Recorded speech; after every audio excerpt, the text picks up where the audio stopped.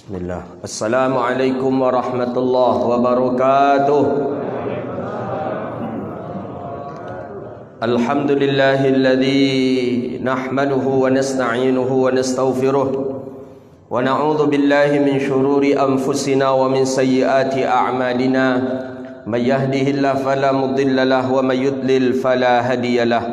Asyhadu an la ilaha illallah wahdahu la syarika lah wa asyhadu anna sayyidana wa nabiyyana Muhammadan 'abduhu wa rasuluh wa safiyyuhu min khalqihi wa habibuh ballagha ar-risalata wa adda al-amanata wa nasaha al-ummah wa kashafa Allahu bihi al-ghummah wa jahidun fi sabilillahi hatta atahu al-yaqin. Salawatu rabbi wa salamuhu alayka ya sayyidi ya Rasulullah. Allahumma salli ala sayyidina Muhammadin al-Fatih lima ughliqa wal khatimi lima sabaqa nasiril haqqi bil haqqi wal hadi ila siratikal mustaqim. Sallallahu alaihi wa ala alihi wa sahbihi haqqa qadrihi wa miqdarihi al-azim. Allahumma bika asbahna wa bika nahya wa bika namut wa ilayka an-nushur. Asbahna ala fitratil Islam wa ala kalimatil ikhlas wa ala dinin nabiyuna Muhammadin sallallahu alaihi wasallam. Radina billahi rabba wa bil islami dina wa bi Muhammadin sallallahu alaihi wasallam nabiyyan wa rasula, amma ba'du. Puja dan puji syukur kepada Allah. Alhamdulillah, di waktu yang mulia ini Allah izinkan kita bisa duduk di tempat yang mulia ini. Mudah-mudahan kita berdoa kepada Allah, nikmat yang seperti ini tetap Allah kekalkan sampai kita meninggal dunia hendaknya. Amin ya rabbal alamin.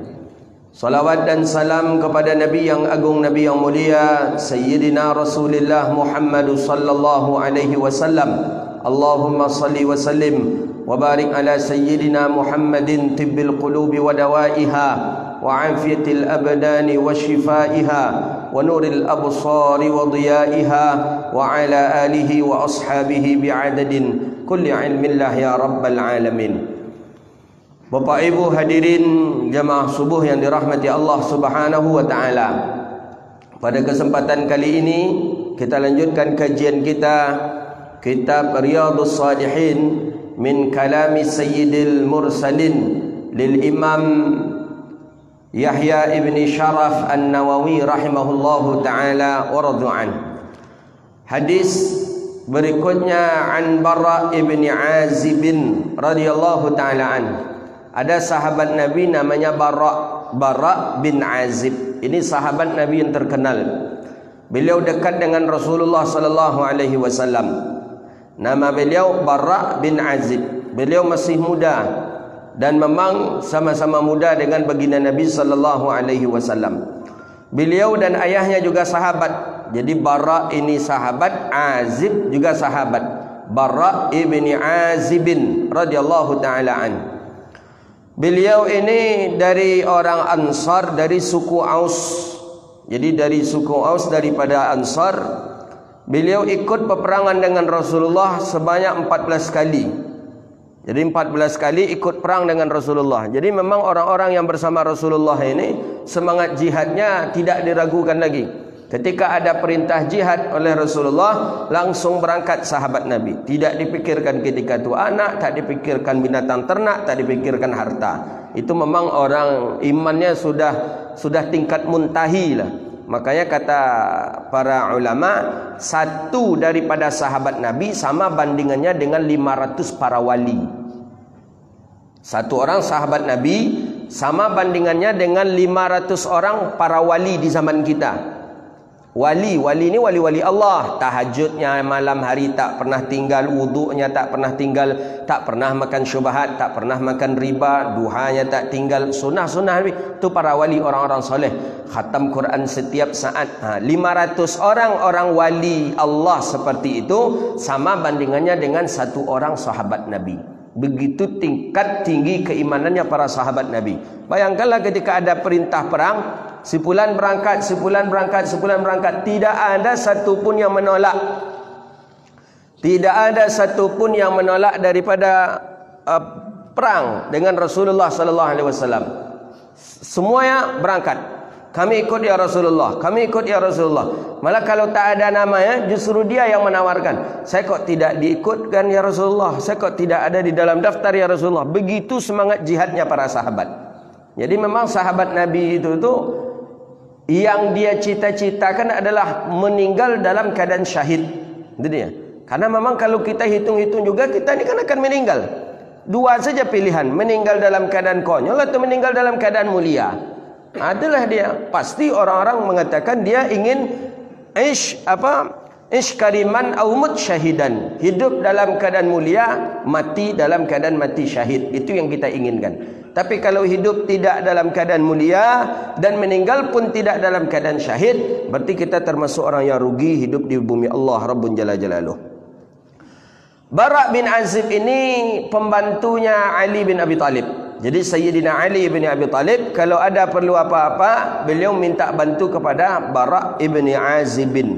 Bara' bin Azib inilah yang menengok secara langsung di depan matanya dan di depan dia bahawa Nabi sallallahu alaihi wasallam meludahi sumur yang ada di Madinah di Hudaybiyah. Maaf, di Makkah di Hudaybiyah. Sekitar 3 kilo atau 2,5 kilo dari Masjidil Haram. Itu ada nama tempat Hudaybiyah. Biasanya kalau orang haji, orang umrah ke sana, pergi ke kebun atau pergi ke ternak onta. Jadi di Hudaybiyah itu ada ternak onta, ada ternak onta. Mana yang nak minum sapi susu onta, minum susu onta. Mana yang naik onta, naik onta. Ada juga yang mencoba mengamalkan pengobatan kencing onta dicampur dengan susu onta. Ada je jemaah yang mencuba macam tu, nampak. Jadi Hudaybiyah, ketika Nabi pergi dahulu dari Madinah ke Hudaybiyah, sampai di Hudaybiyah Nabi di stop oleh penduduk kota Mekah. Jadi orang-orang Mekah tidak mengizinkan, tak boleh, Nabi SAW tak boleh masuk. Jadi kata Umar, kita perang saja ya Rasulullah, ini kan kampung kita juga. Wah, Umar tiba bagaknya, karena memang kampung ya kan Mekah kan. Ini kan kampung kita juga. Ngapa mereka melarang kita ya Rasulullah? Ini yang melarang orang kafir kota Mekah, kafir Quraisy yang tinggal di kota Mekah. Ini awal-awal Nabi masuk ke kota Mekah setelah 6 tahun di kota Madinah. Jadi rindu Nabi, kata Rasulullah, aku rindulah ke kampungku, kata Rasulullah. Aku rindu ke kampungku, kata baginda Nabi. Siapa yang ingin membawa aku, kata Rasulullah. Satu pun sahabat tak ada yang menyambut bahasa Rasulullah sallallahu alaihi wasallam. Akhirnya Nabi pun bersiap dan bergegas, dan ternyata pun ada ikut dengan Rasulullah sebanyak 114 orang yang ikut dari Madinah dengan Nabi. Karena yang Nabi ada yang tak mau tu karena tak bisa dia lupakan orang-orang kota Mekah, nak membunuh mereka, mengejar mereka, malam-malam diganggu keluarga mereka, tak bisa membayangkan hal yang seperti itu lagi. Maka belum siap untuk berangkat ke kota Makkah. Nabi berangkat, Nabi bawa 114 orang sahabat, dan ketika itu istri beliau yang dibawa beliau Ummu Salamah. Jadi dalam qiraah ketika itu memang nama Ummu Salamah yang muncul, maka Ummu Salamah lah yang dibawa oleh Rasulullah sallallahu alaihi wasallam ke kota Makkah. Sampai di Hudaybiyah tak boleh masuk. Tak boleh, Muhammad tak boleh masuk. Itu ada perjanjian Hudaybiyah, itu akibat daripada Nabi di stop di Hudaybiyah itu. Tak boleh. Jadi kata Umar, ya Rasulullah, kita perang saja. Ini kan kampung kita juga. Mengapa mereka menghalang-halangi kita? Ayo ya Rasulullah. Nah, kita cari jalan terbaik, kata Rasulullah. Perundingan lama Nabi di Hudaybiyah. Lama di Hudaybiyah, air tak ada. Stok minuman sudah habis. Tidak ada air. Jadi kata Rasulullah, di mana air di daerah Hudaybiyah ini? Ada daerah sana, kata orang kafir Quraisy ini. Datanglah Rasulullah ke sumur itu. Rupanya sumur itu dalam keadaan kering. Sumurnya rupanya sumur mati rupanya. Ini air tak ada lagi nih yang akan diminum nih. Tak ada. Nabi bersama Bara' bin Azib itu datang ke sumur itu.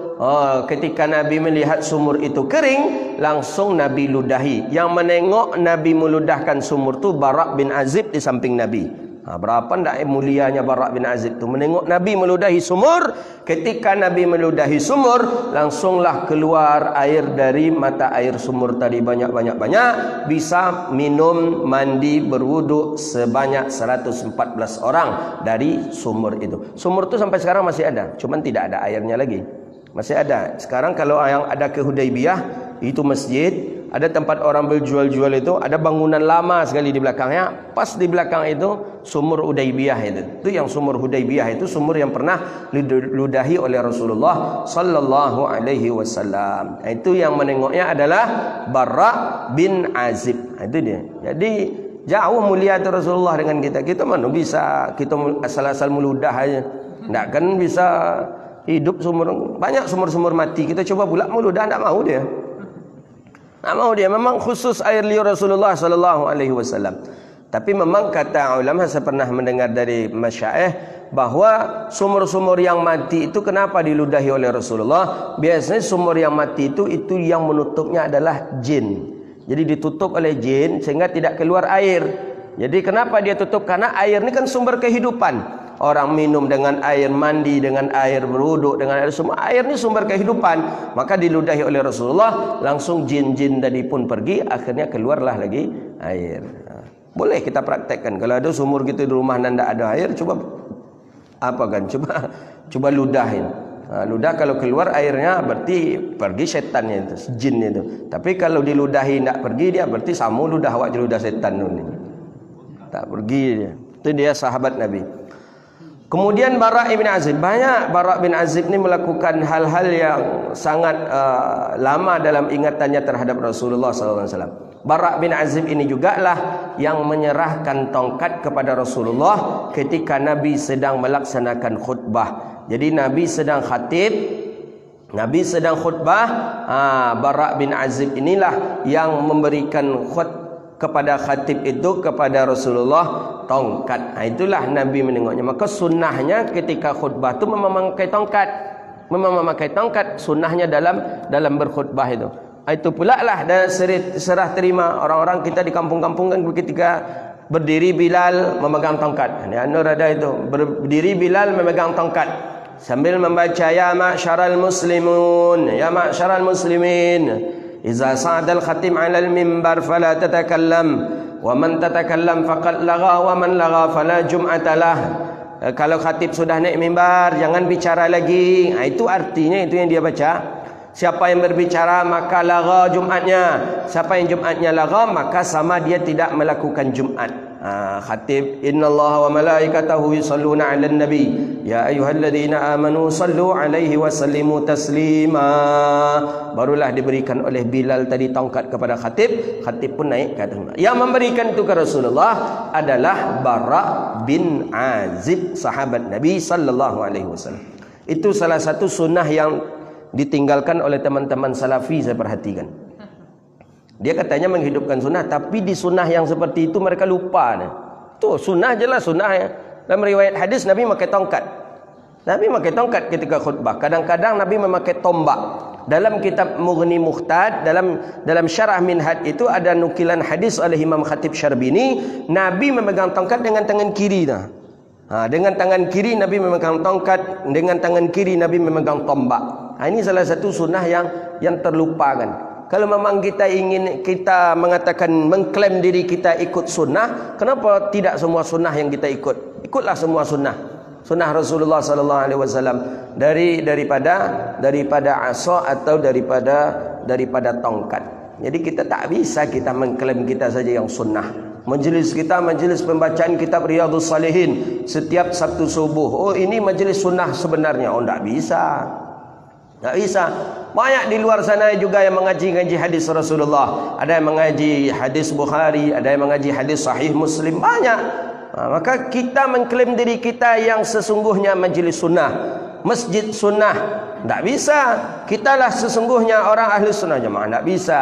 Selagi dia daripada ahli millah, dia baca hadis Rasulullah, sama salat dengan salat kita, kemudian dia berpuasa, fa innahu minna kata Rasulullah, maka dia bagian daripada kita. Salat sama seperti salat kita, puasa seperti puasa kita, wa akala zabihana kata Nabi, dan dia memakan sembelihan kita dan sembelihan kita pun sama dengan sembelihan dia, fa innahu minna, maka orang itu samalah dengan kita. Jadi tak bisa kita mengklaim kita yang sunnah, kita yang hebat, kita yang benar, orang lain salah. Itu tidak dibolehkan. Kalau dalam manhajal ilmi, dalam menuntut ilmu, kita harus mengambil ilmu yang fawaid, ilmu yang berfaedah, kata Imam Al-Ghazali dalam Bidayatul Hidayah. Mana dia ilmu yang berfaedah? Ilmu yang berfaedah, ilmu yang menambah takutmu kepada Allah dan menambah dekatmu kepada Allah dan menambah ketakutanmu kepada api neraka. Itu tanda ilmu itu ilmu bermanfaat itu.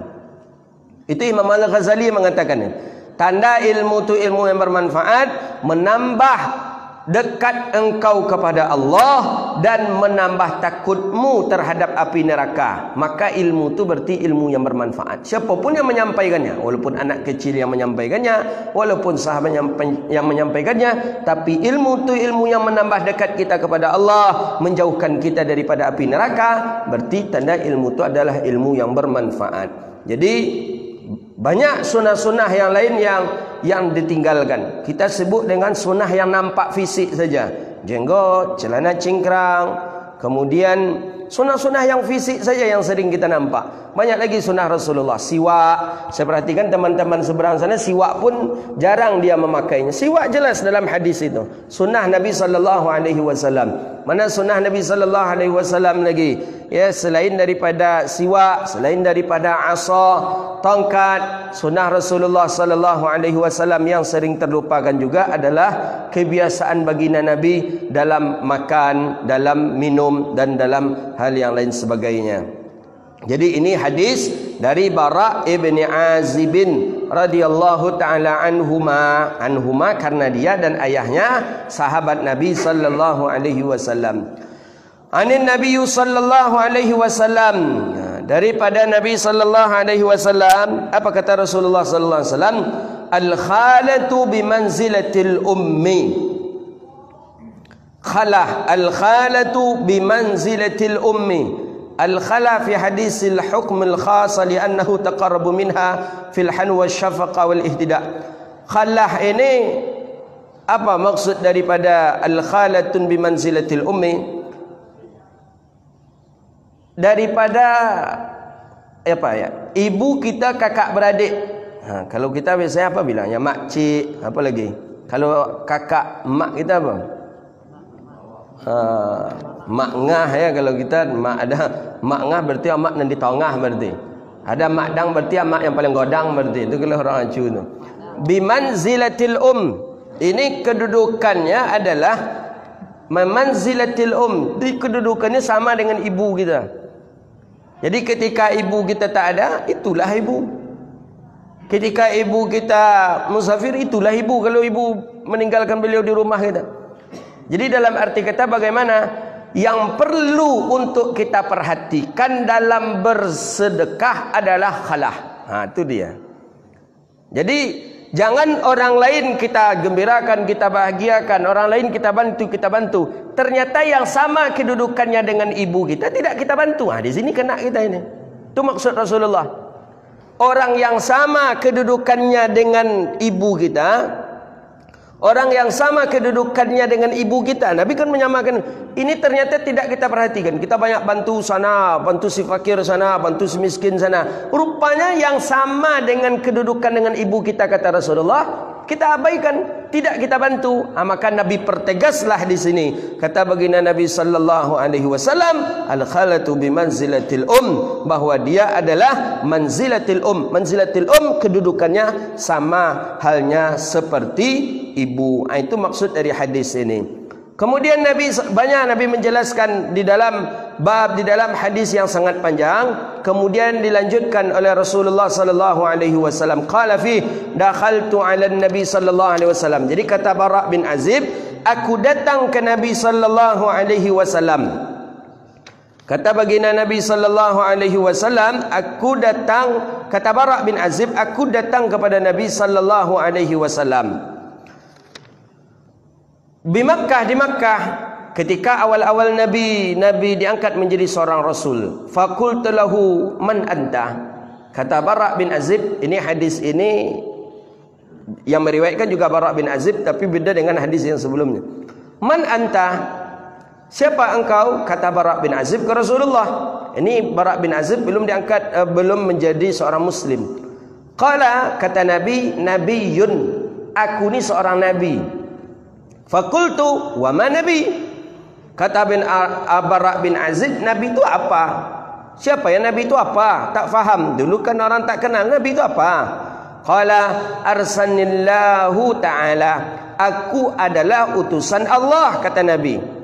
Ditanya lagi oleh Bara bin Azib, bi ayyi syai'in arsalta, dengan apa engkau diutus? Engkau diutus membawa apa? Qala, kata Rasulullah, arsalni bisillatil arham, aku diutus oleh Allah dengan membawa silaturahim. Jadi Nabi awal mula diutus, tugas Rasulullah silaturahim berdasarkan hadis ini. Ini hadisnya hadis sahih ini. Silaturahim itu yang pertama. Kalau silaturahim seperti yang sudah kita bahas ada 3. Ada silaturahim karena hubungan darah, ada silaturahim karena satu akidah agama, ada silaturahim karena suhbah. Suhbah ini bersahabat. Berarti kalau silaturahim sahabat, orang kafir pun masuk dalam bab ini.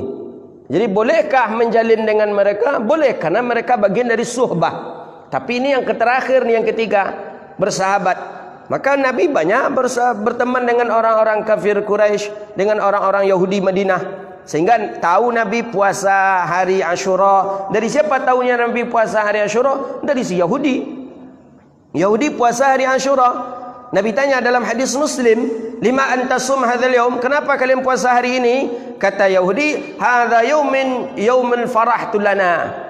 Hari ini hari yang sangat bergembira sekali bagi kami Muhammad. Allah selamatkan Musa dari kejaran Firaun, Allah selamatkan Ibrahim dari kobaran api, Allah selamatkan Nabi Ayub dari penyakitnya hari ini. Maka Nabi mengatakan, nahnu nasum, kalau begitu kami melaksanakan, lebih berhak berpuasa dibandingkan kalian. Jadi Nabi taunya Ashura itu dari Yahudi. Makanya untuk membedakan dengan Yahudi, apa kata Rasulullah? In asya, kalau seandainya kita hidup tahun depan, la asumanna yaumat tasya', kita akan berpuasa pada tanggal 9. Jadi 9 hari Tasyu'a, 10 Ashura, untuk membedakan antara kita dengan Yahudi. Kalau 10 saja seolah-olah Nabi menurut Yahudi, maka dibedakanlah. Begitu dia. Tapi mana yang tak sanggup puasa 9 diganti dengan tanggal 11. Pokoknya 2 hari begitu dia. Kalau enggak 1 saja juga tak apa-apa. Enggak Yahudi wak Ustaz, enggak Yahudi lagi dah. Karena Yahudi kini pun tak berpuasanya lagi. Tanya ke Yahudi sekarang, tahu enggak dia? Faham enggak dia tentang puasa Ashura? Tak tahu. Yahudi itu puasa sekali dalam setahun. Banyak juga hal-hal yang dilihat oleh Rasulullah sallallahu alaihi wasallam terhadap amalan dilakukan oleh Yahudi. Jadi pertama kali Nabi silaturahim, silatul arham itu dulu.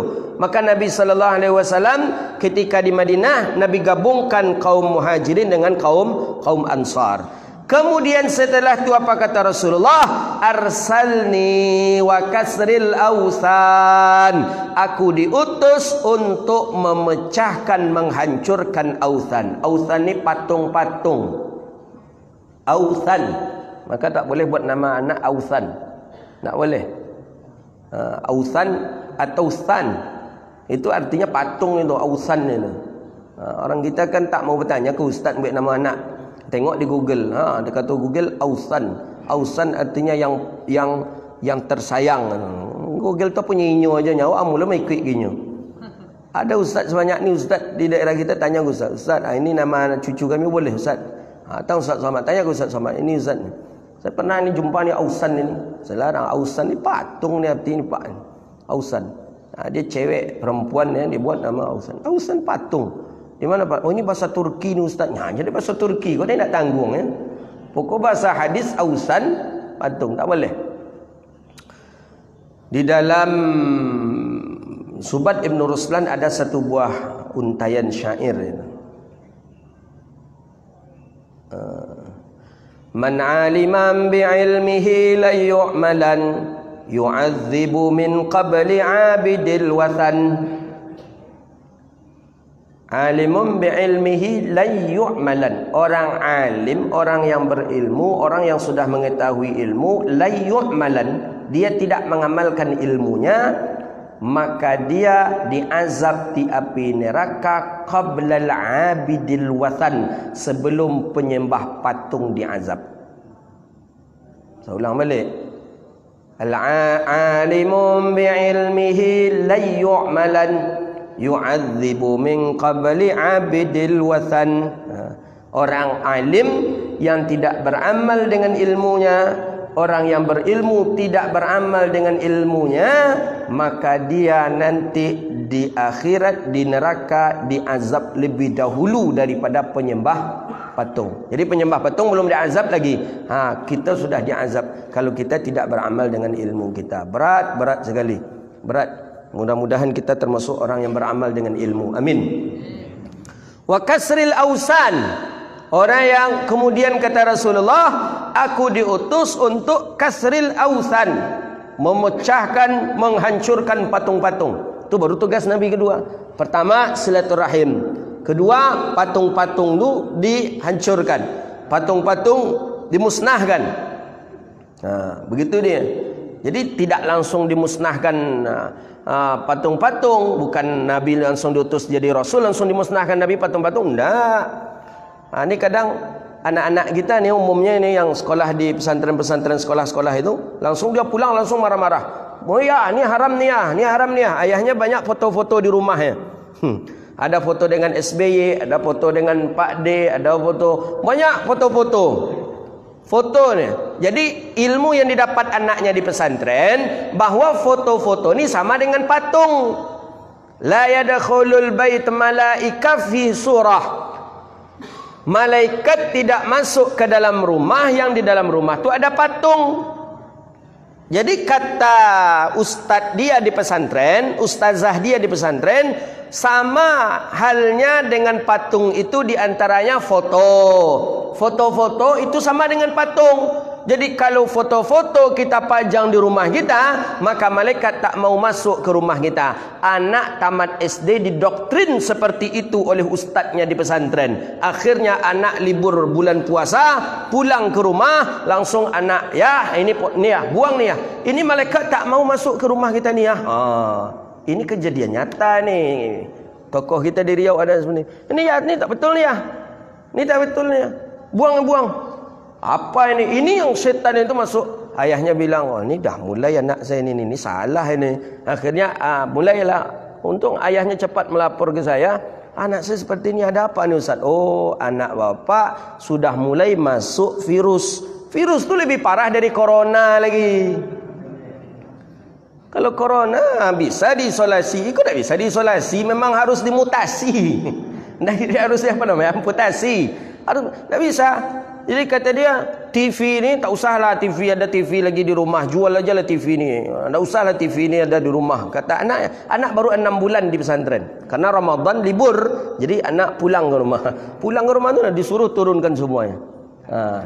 Lupa dakwah pertama kali Nabi silaturahim. Kemudian barulah kasril ausan, baru merobohkan patung-patung itu. Tapi kan foto itu sama dengan patung. Banyak lagi syarahan ulama tentang makna surah dalam hadis itu. Ada yang mengatakan surah dalam hadis itu patung yang berwujud seperti wujud manusia. Ada yang mengatakan makna surah itu patung yang ketika diraba dia terasa. Apa ya? Gambar yang ketika diraba dia terasa. Umpama kita buatlah gambar harimau, kita lukis harimau, kita ukir.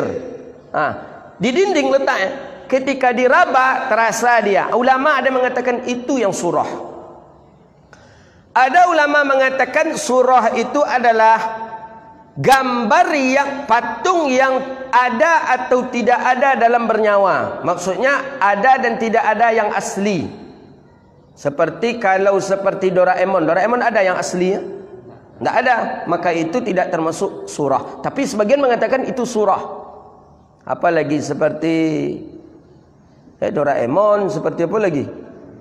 Boneka-boneka yang tidak ada aslinya itu. Kalau boneka harimau, ada yang mengatakan itu termasuk surah. Karena ada aslinya. Barbie itu kan tak ada aslinya itu.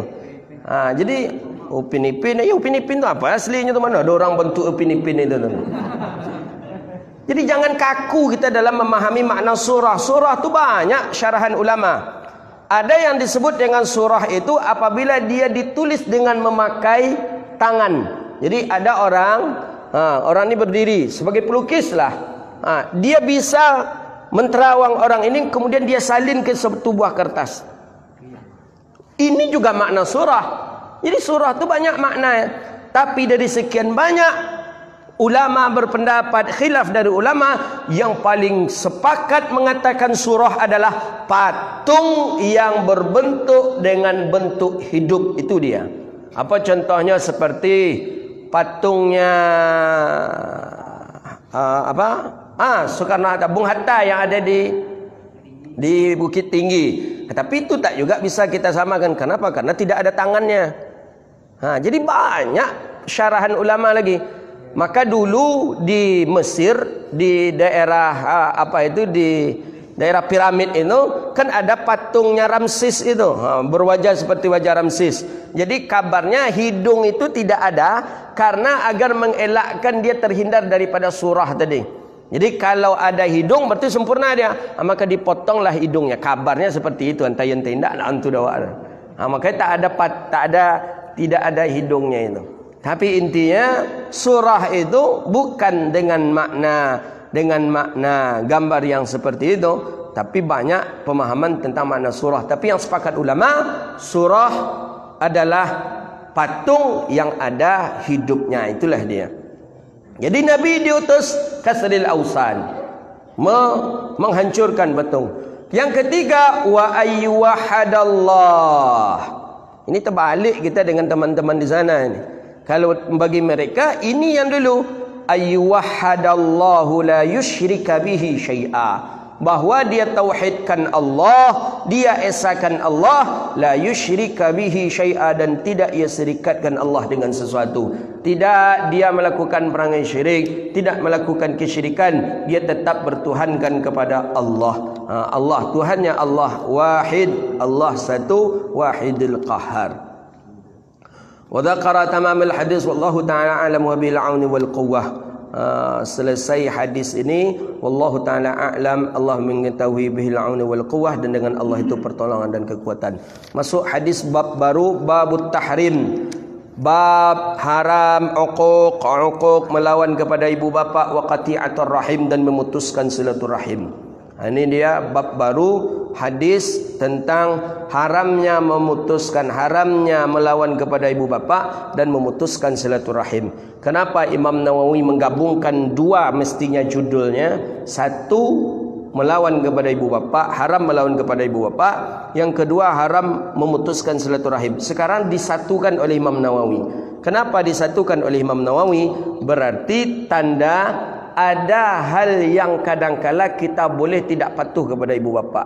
Mana dia? Seperti hadis yang kemarin, ketika Umar menyuruh menceraikan anaknya Abdullah ibn Umar dengan istrinya. Kemudian siapa lagi? Abdullah bin Mas'ud kemarin, hadis sebelumnya, yang disuruh oleh ibunya untuk menceraikan istrinya, dan dia tidak mau karena sayang. Bini ancak pula nampak dia awak kan, elok pula perangainya, cuma mak awak ni tak setuju je nya. Ya mak tak setuju je nya, mungkin bini awak kan nak lebih pandai-pandai je mak awak tu kan. Mungkin ya pas masak kan tak capek ke rumah mak kan, dak awak pula makan dulu lah bertanya mak beku baru dia hantar. Itu singgung mak nak. Itu tu. Awak sayang kayaknya. Awak sayang ke bini awak. Tu bini ku kan pontok tangi pala mak golak tu kan bini tu. Bini lama baru terasa golak kalau golak je bini. Iya, kalau je kawan-kawan kadang ndak lama golak, tapi kalau je bini lama golak. Ndak ada jiji. Itulah. Capek mangguk haji tu kalau itu tu. Jadi wa uquq wa qati'atur rahim, maka digabungkan oleh Imam Nawawi. Cerdas Imam Nawawi. Haram melawan ke ibu bapa dan digabungkan, dan haram pula memutuskan silaturahim. Jadi ini ada dua ni. Kalau diceraikan putus silaturahim. Kalau tidak diceraikan, apakah dihitung melawan ke ibu bapa?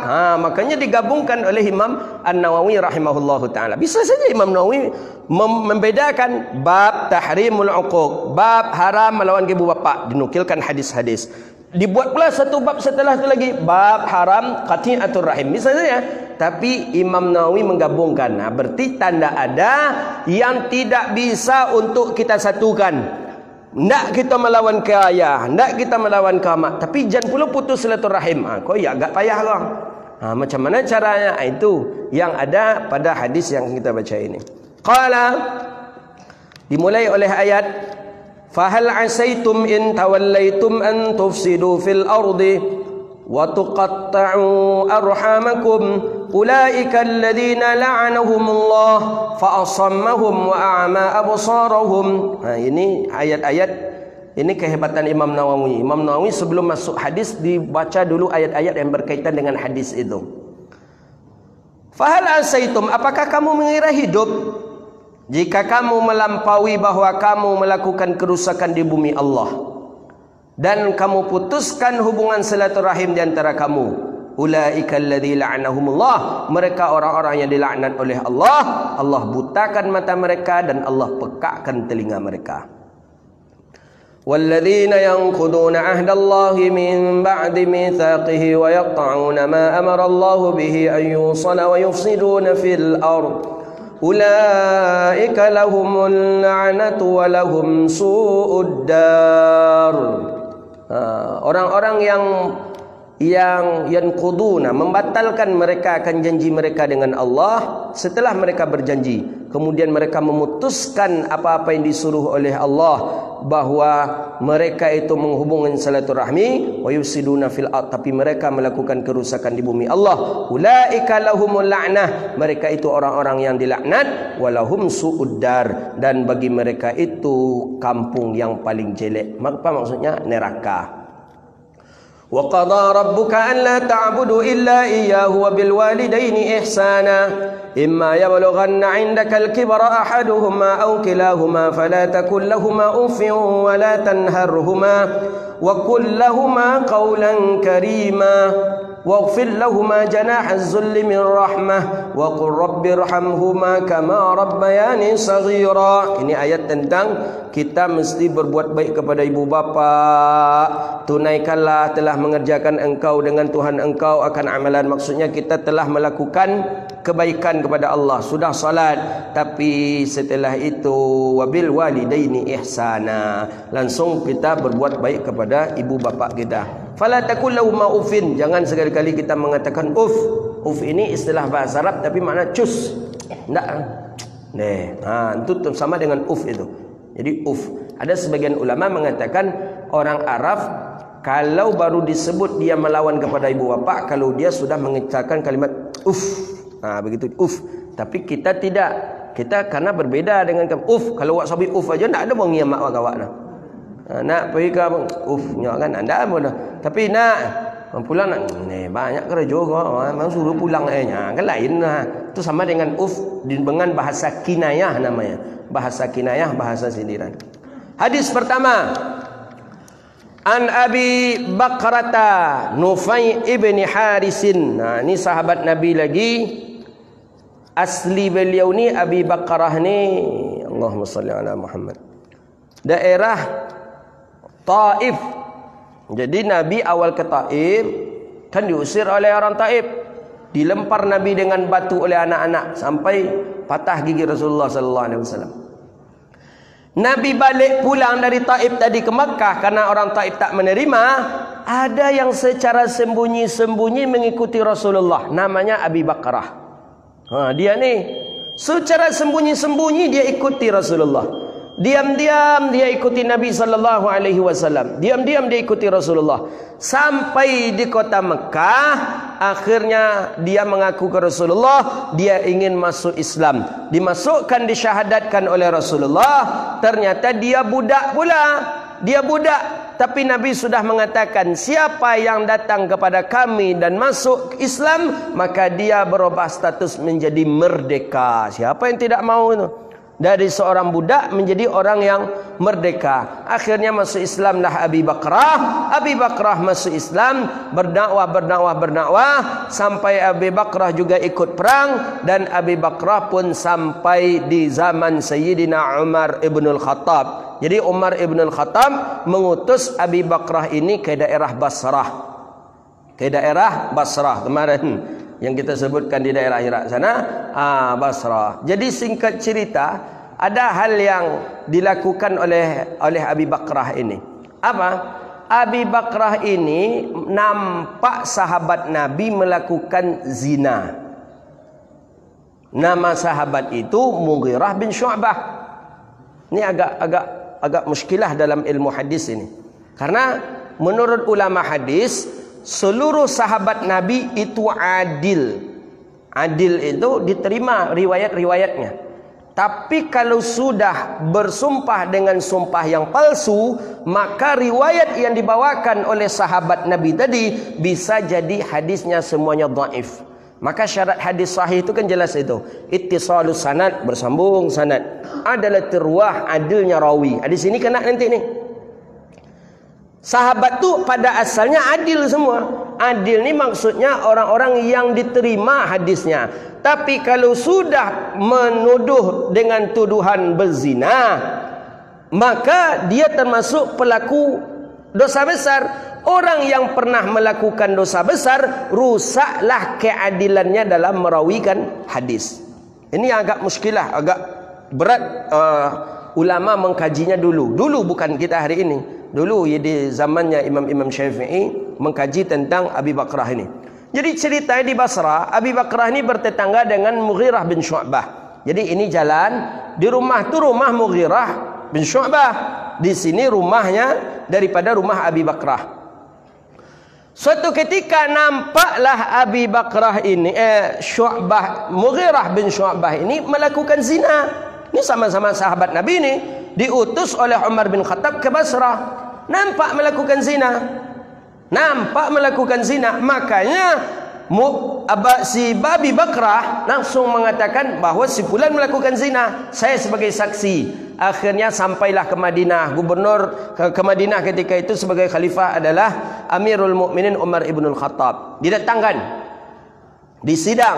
Awalnya diturunkan semuanya 29 sahabat dari Madinah untuk mencek masalah kasus ini. Karena bahaya nih.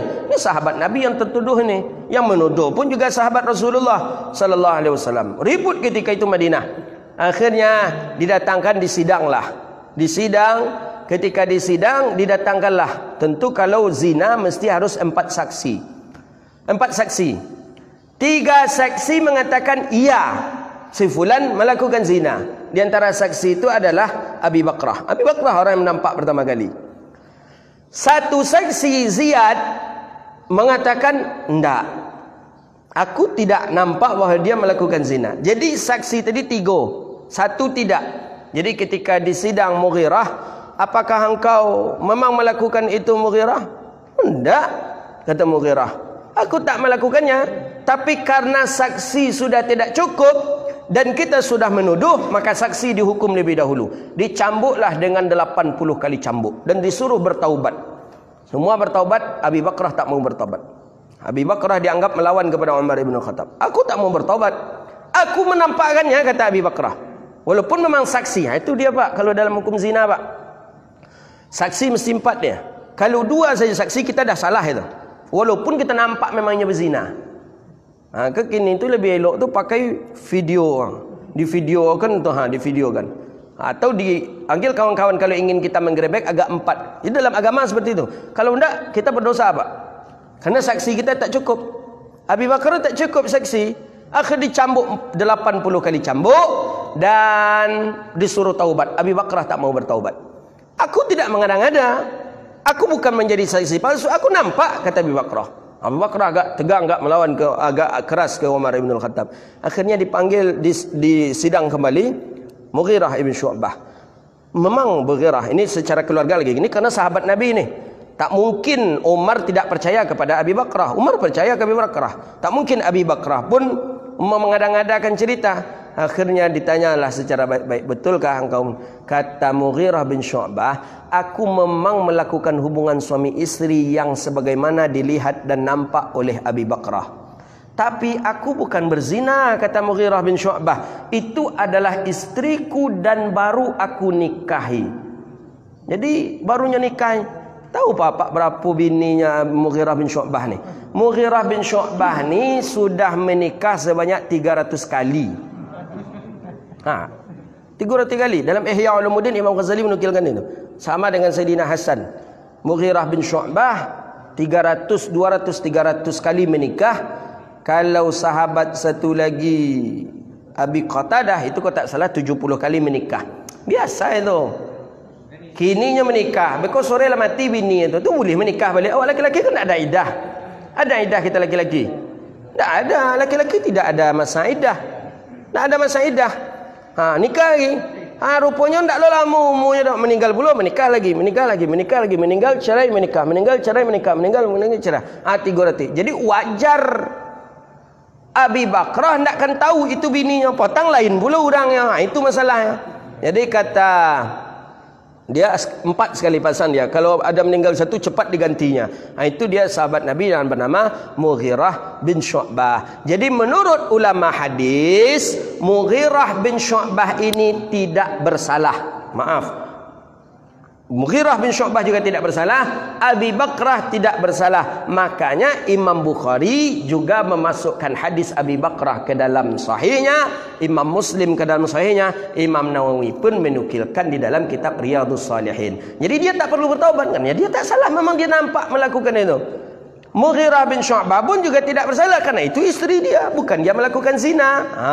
Gitu dia. Makanya orang keduanya ini dipakai hadisnya oleh Imam Al-Bukhari. Jadi tak ada sahabat Nabi itu yang melakukan zina setelah masuk Islam, tak ada. Tak ada sahabat Nabi itu yang bersumpah dengan sumpah palsu, tidak ada sahabat Nabi itu yang melakukan pencurian, tidak ada sahabat Nabi itu yang melakukan kesyirikan setelah dia masuk Islam, kecuali ada beberapa orang yang dikhususkan dan itulah namanya murtad. Itu dia Abi Bakrah sampai beliau meninggal di daerah Basrah, sampai meninggal daerah Basrah dan terkenal itu makamnya Abi Bakrah itu ada di Basrah. Itu dia 300 kali menikah tu iya kan. Tapi begitulah dalam ihya. Jadi banyak orang menikah, ada yang sampai 70 kali sahabat Nabi SAW. Ya mungkin saja ya seperti tadilah, kalau saya dengar dengan masyaikh seperti tadi, dia sekali pasang istrinya 4. Jadi dari usia muda itu sudah 4. Usia 25 menikah 4 istri. Jadi mungkin 2 tahun menikah, meninggal 1. Tentu tambah cik oleh pengganti. Nanti meninggal pula mungkin nomor 2, tambah lagi. Begitu dia. Jadi tak pernah kosong ban serap godah, begitulah dia. Jadi berisi tarui ban nonton tu kompek-kompek tu berisi tarui. Untuk serap kau lah ada. Jadi ketika bocor je aku turun ban serap lah, gitu dia. Kalau ada pula kita yang membuat macam tu, mungkinlah dibonci dek orang kampung awak mana. Namun si anu tu lainnya kurang ajar si anu tu tuhnya. Di daerah kami ada Pak 9 kali menikah Pak. Sampai kini masih hidup Pak tu lagi. Hampir 90 mungkin umur bapak tu. Suaranya bagus. Kalau nyetar rahim, inyo azan, canggih suara dia. Jadi inyo berkereta. Kini berkereta. Dia mungkin yang masih hidup lagi. Dah 90 dah. Itulah 9 kali mencoba menikah. Yang setahu nenek kita lah, yang setahu orang tua kita lah. Si fulan tu itu judu dulu tu. Si anu tu itu judu, si anu tu. Tu anaknya dulu tu anak dulu tu. Kini nak ada sayang anak seorang kayaknya tu. Seorang je nak ada anak sayang kayaknya tu. Di Pulau Pejaya tu dia. Dan memang sehat apa tu. Mungkin je kalau ingin sehat ya cubalah banyak-banyak buat ini. Ya. Bisa dia juga cuba itu tu ustaz, dia tak bisa. Qala Rasulullah sallallahu alaihi wasallam, lanjut ke hadis Nabi sallallahu alaihi wasallam. Apa kata Nabi? Jadi kata Abi Bakrah, aku mendengar Rasulullah sallallahu alaihi wasallam bersabda. Apa kata Nabi sallallahu alaihi wasallam? Ala unabbiukum bi akbaril kabair salasa. Ala adakah tidak engkau aku tunjuki kata Rasulullah dosa daripada dosa besar. Akbar ini paling besar. Kalau kabir besar, kalau lebih besar akbar. Sama dengan saghir kecil. Kalau yang paling kecil asghar. Itu dia bahasa Arab. Asghar yang paling kecil. Kalau yang paling besar akbar. Ini tabligh akbar, berarti tabligh yang paling besar sekali. Begitu dia. Yang akbar tu Allahnya kata berarti. Enggak disiku kok akbar tu bahasa Arab. Yang Allah akbar tu takbir. Allahu akbar tu baru dia. Tapi kalau dalam bahasa Arab ni dia akbar kabair. Dosa yang paling besar. Ada dia? Ada. Mana? Salasa, 3. Jadi kata Nabi kepada Abi Bakrah, maukah engkau aku tunjukkan dosa yang paling besar, akbar kabair, 3? Qulna bala ya Rasulullah. Iya, apa ya Rasulullah? Silakan ya Rasulullah. Qala, Nabi mengatakan al-isyraku billah, melakukan kesyirikan dengan Allah, kufur, wa'iyadzubillah, murtad. Itu sama dengan syirik. Banyak asbab-asbab daripada menyebabkan syirik ni, banyak. Murtad banyak. Dalam kitab Sulamut Taufik ada, dalam kitab Irsyadul Ibad ada. Jadi antaranya seseorang tu disebut syirik, murtad, menulis ayat Allah dengan memakai najis. Umpama dia menulis bismillah tapi memakai darah.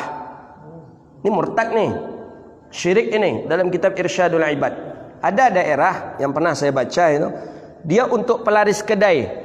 Jadi kedai ini agar banyak pengunjungnya, agar laris kedai ini, jadi kedai itu mesti ditulis dengan Al-Fatihah, tapi Al-Fatihah ni memakai maaf, dipakailah darah haidnya wanita. Ini kurang hajar nih orang ini, murtad. Saya baca ada itu di daerah. Jadi kata dia, kata dukunnya, dukun nih, makanya jangan mendatangi dukun. Man atakahinan, kata Nabi kan. Orang yang mendatangi dukun itu sudah Allah tutup itu taubatnya 40 hari. Jadi kata dukun ini agar lancar, agar bagus, agar banyak orang datang, agar ramai nampaknya ruku bapak ni oleh orang banyak, maka tulislah Al-Fatihah itu tapi memakai najis tadi. Murtad, syirik. Banyak contohnya lagi. Apa lagi contohnya? Contohnya lagi seperti seseorang yang dia kalau dalam Sulamut Taufik membuka Al-Quran dengan memakai apa? Air liur. Itu dalam Sulamut Taufik itu. Itu bahaya itu. Buka Quran dengan apa? Dengan memakai air liur. Kan kita seperti ini dia. Nak mucik. Al-Quran tak boleh. Tapi kalau majalah, pitilan taklah. Kenapa tu?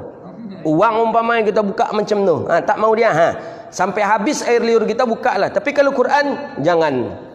Kenapa? Karena air yang keluar dari air liur kita ni kan kotor. Bukti kotornya kita saja kena kita oleh orang, tersinggung kita enggak? Tersinggung, kawan meludah, tuh kata kawan. Karena kita dibawa air ludah tadi oleh angin, karena yang wajah kita. Tersinggung enggak kita?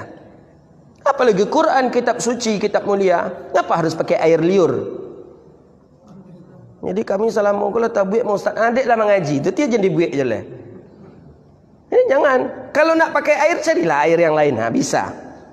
Ngapa air liur? Itu dalam kitab Sulamut Taufik itu. Ila mahabbatillahi tahqiq. Jangan. Bahaya. Banyak lagi contoh-contoh syirik. Banyak contoh-contoh syirik itu banyak. Aku baru solat subuh, kalau solat subuh tu sudah jadi 3 rakaat. Itulah musyrik aja tadi tu. Ya tak sembahyang subuh dah. Jadi diajak sembahyang subuh. Ayolah solat subuh kita. Tak. Dan kalau solat subuh tu masih 2 rakaat, alun sembahyang lah. Tapi kalau lah 3 rakaat, baru dan sembahyang kan ni. Bila lu 3 rakaat subuh tu, itulah syirik nama murtad ni. Wa uququl walidain, melawan kepada ibu bapa, termasuk dosa besar. Wa kana muttaki'an fajalasa, Nabi awalnya sedang muttaki'an, akhirnya Nabi duduk. Faqala ala wa qauluz zur, termasuklah perkataan dusta, wa syahadataz zur, saksi-saksi dusta, kata Rasulullah. Kemudian Nabi mengulang-ulang itu, laitahu sakat, mudah-mudahan laitahu sakat. Tidak adalah kita bagian daripada itu. Laitahu sakat. Qulna famazal karriruha hatta qulna laitahu sakata. Jadi sakata ini kemudian ay syafaqata alaih wa karahiyatul lima yaz'ajahu wa khasyah ay yajri ala lisanihi ma yujba nuzulul bala alaihim. Kemudian cukup ya Rasulullah. Nah, khawatir para sahabat nanti ada lagi kemudian bala Allah pun datang kepada kita. Hadza wabillahi at-taufiq wallahu a'lam bissawab. Besok insyaallah kita lanjutkan kembali. Rabbana atina fid dunya hasanah wa fil akhirati hasanah wa qina adzabannar. Allahumma faqihna fid din wa 'allimna ta'wil wahdina ila siratikal mustaqim. Allahumma a'izzal islam wal muslimin. Allahumma ansur li ikhwanina al mujahidin fi kulli makan ya rabbal alamin. Rabbana zalamna anfusana wa illam taghfir lana wa tarhamna lanakunanna lanakunanna minal khasirin. Rabbana ma khalaqta hadza batilan subhanaka faqina adzabannar. Allahumma dafa' 'anna al-ghalaa'a wal wabaa'a wal fahsya'a wal munkar was-suyuf al-mukhtalifata wasyada'ida wal mihan ma dhahara minha wa ma batan min baladina hadza khassa wa min buldanil muslimin 'amma innaka 'ala kulli syai'in qadir. Rabbana atina fid dunya hasanah wa fil akhirati hasanah wa qina adzabannar. Wa sallallahu ala sayyidina Muhammadin wa ala alihi wa sahbihi ajma'in walhamdulillahi rabbil alamin.